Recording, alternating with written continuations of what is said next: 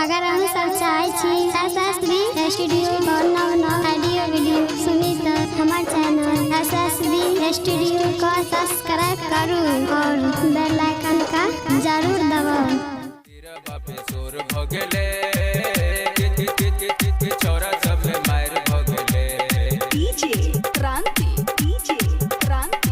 SSB music की प्रस्तुति। एलिया तोरा मंदिर में बाबा मन में श्रद्धा जगाई के। एलिया तोरा मंदिर में बाबा मन में श्रद्धा जगाई के। फिर तू हमारो नजरिया एलिया हो आस लगाई के। गोर भोर भोर हरबा में गंगा में डुबकी लगेलिया। मंदिर बापे सोर भगले कि छोरा सब में मार भगले।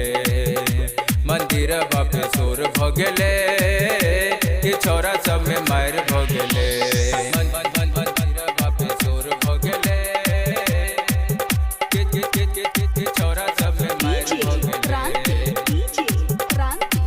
मंदिर बापे सोर भगले। कोना को कहियो हो बाबा हमरो लगन लगाई दा।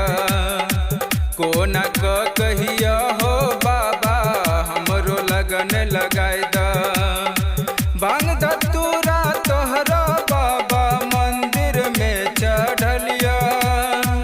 SSB म्यूजिक के सब छोरा चिलम सुन गल का। मंदिर बापे सोर भगले कि छोरा सब में मार भगले।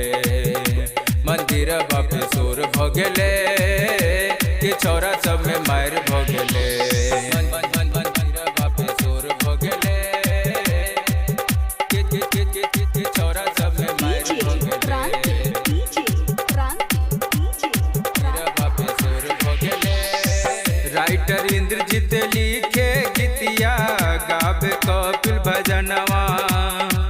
राइटर इंद्रजीत लिखे गीतिया गावे कपिल भजनवा। पंकज विष्णु करण मिलके करई छे पूजनवा। कृष्ण राजेश भरत मिलके नाचे छे दुवरिया। मंदिर बापे सोर भगले कि छोरा सब में मार भगले। मंदिर बापे सोर भगले कि छोरा सब में मार भगले। SSB रिकॉर्डिंग स्टूडियो बसवारी।